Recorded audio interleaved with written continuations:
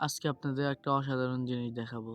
একসময় মেয়েদের পিছনে ছেলেরা ছুটতো, এখন ছেলেদের পিছনে মেয়েরা ছোটে।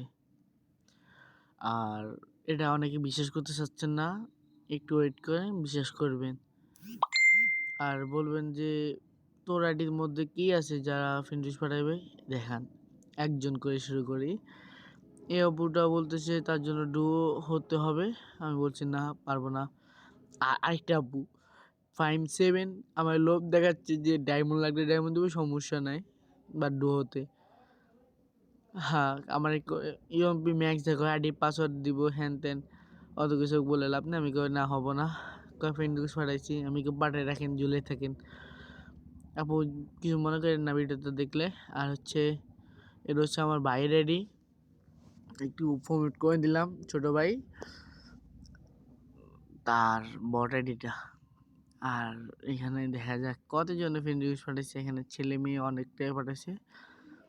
আর এ হচ্ছে একজন টিকটকার আপু, ডুও আছে 2 দিনের। আপু তোমার কি দাম্পত্য জীবনে কোনো অসুখী?